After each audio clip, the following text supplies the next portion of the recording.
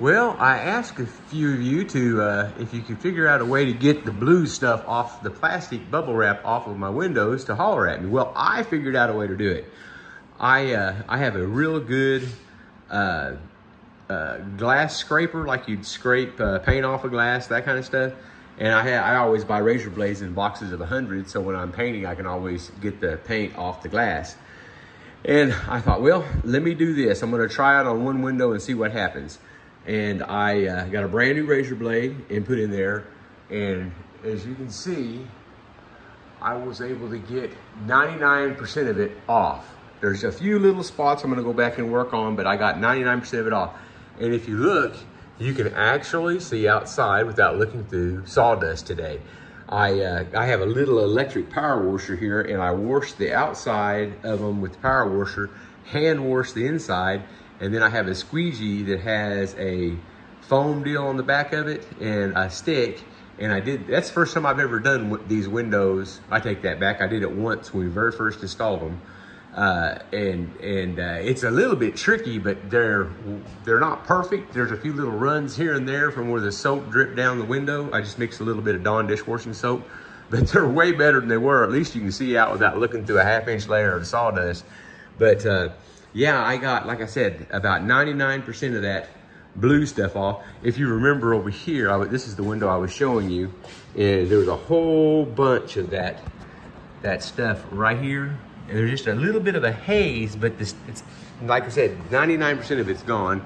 And right here's where I was working on it with the Gorilla Tape, and I got all that off. But yeah, it worked pretty good. Every window I used 12 razor blades doing these windows. There's 13 windows counting that door window there. And I used a brand new razor blade on every one. And as I went, I cleaned the metal, then I cleaned the glass. And if there was any like spray foam or anything like that on the glass, I went ahead and swapped out to a brand new blade right then so I wouldn't scratch my glass, and got any spray foam or anything like that was on the windows off. And I can see some streaks in the window, but like I said, at least you can see out without looking through a haze of sawdust, because they were horrible. I used about a roll and a half of paper towels and a whole spray bottle full of Sparkle. I like Sparkle. It's a really good window cleaning.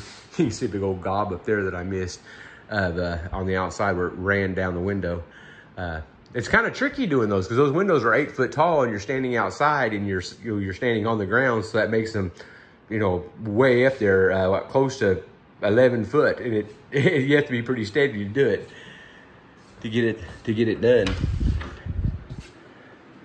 And here's this one, and this one had a lot of that stuff on it. This is the one I did first. I thought, well, I'll do the one in the bathroom first, and it came really clean. I was sure surprised. It was a job doing it. I did all 12 windows and the front door, and I started at about 11:30, 12 o'clock, probably 12 o'clock doing that. And it's 5:30 now, and I just got through with them. So it took me that long to do 12 windows. So kind of give you an idea. And I wasn't messing around. I was getting after it. I stopped one time and got me a cup of coffee and went right back at it. Considering that there's no coverings on these windows, so you have infrared heat coming through. Even though they're double pane glass, you still get some heat coming through these glasses. They're not hot, but they're not even, well, I take that back, they're not even warm. But I've had the air conditioner on pretty much all day long. I had it on 75, and a while ago, whenever I was in here cleaning the windows, I turned it down to 70 and put it on turbo fan, and it is 70 degrees, and the humidity is what is that? We got 68, 69% humidity. So air conditioner's working really good. I'm gonna bring my ladder in tomorrow and get up there and check that air filter and make sure it's good and clean, because I checked it the other day when I was in here doing a bunch of stuff, but I wanna kind of keep an eye on it, because it's, I've been kicking up a lot of dust. I've swept these floors in here. I swept them first thing this morning, and I swept them a while ago. And when I swept them a while ago, it was like I didn't touch them this morning. But I did, as you can see, I have taken a lot of stuff out of here. There's there's not hardly anything left in here. I've taken everything over to the shop. All the the saws are outside. I'm gonna leave them sitting out there in case my cabinet guy needs them, and I'm gonna leave my air compressor and my brad nailer and stuff like that in here in case he needs something, he needs to make a little cut or something. He didn't have to go plumb back to his house or bring his saws down here. He can just use mine. But I got a lot of stuff done today. I finished up a A-frame cabin with an extension. I got it all stained this morning and got back over here and got started on this. And in the morning, I'm gonna go start on a log cabin and start on the front porch and the side porch on it and see if I can't get those two porches done tomorrow and see if I can't make a real good dent in that tomorrow, and then get back over here. I think I'm gonna try to get the bathroom plumbing all done in here tomorrow. That's what I'm gonna try to do.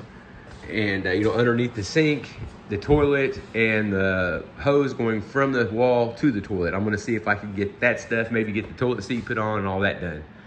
Well, you guys, thank you so much for checking in with me, and I really do appreciate you watching these videos. It means a lot to me. And I'll just show you this real quick. I started out with this one, and this one won't fit inside of a 5-gallon bucket. It's too big, and it's really hard to use up high because it's so big.